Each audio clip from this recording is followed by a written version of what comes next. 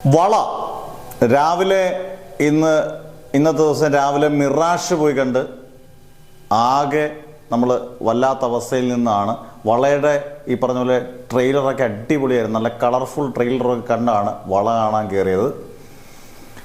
മുഹാഷിൻ സംവിധാനം ചെയ്ത സിനിമ, ലുക്മാനും ധ്യാൻ ശ്രീനിവാസനും വിജയരാഘവനും അങ്ങനെ കുറേ താരങ്ങളുണ്ട്.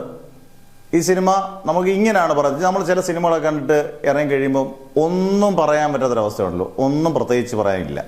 നല്ലതാണോ ചോദിച്ചാൽ നല്ലതാണോ, ചീത്തയാണെന്ന് ചോദിച്ചു കഴിഞ്ഞാൽ മോശമാണോ ചോദിച്ചാൽ മോശമാണോ, ഇങ്ങനൊരു ഒന്നും പ്രത്യേകിച്ച് പറയാനില്ലാത്ത ഒരു പടം.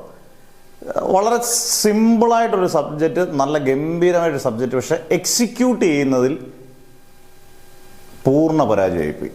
ഇപ്പം നമുക്കത് കാണുമ്പോൾ ഒരു സാധാരണ പ്രേക്ഷകരുടെ രീതി നമുക്ക് കാണുമ്പോൾ എക്സിക്യൂട്ട് ചെയ്യുന്നതിൽ വളരെ സ്ക്രിപ്റ്റ് വൈസും ഒക്കെ വളരെ ബാക്ക്ഗ്രൗണ്ട് സ്കോർ ഒന്നും ശരിയായിട്ടില്ല. പക്ഷേ അത്യാവശ്യം പേരൊക്കെ അഭിനയിച്ചിട്ടൊക്കെ ഉണ്ട്. വിജയരാഘവൻ നല്ല പെർഫോമൻസ് ആണ്, അതുപോലെ തന്നെ ലുക്മാൻ നല്ല പെർഫോമൻസ് ആണ്, ധ്യാൻ ശ്രീനിവാസൻ സ്ഥിരം വെറും ബോറാക്കിയില്ല, ഓക്കെയാണ്.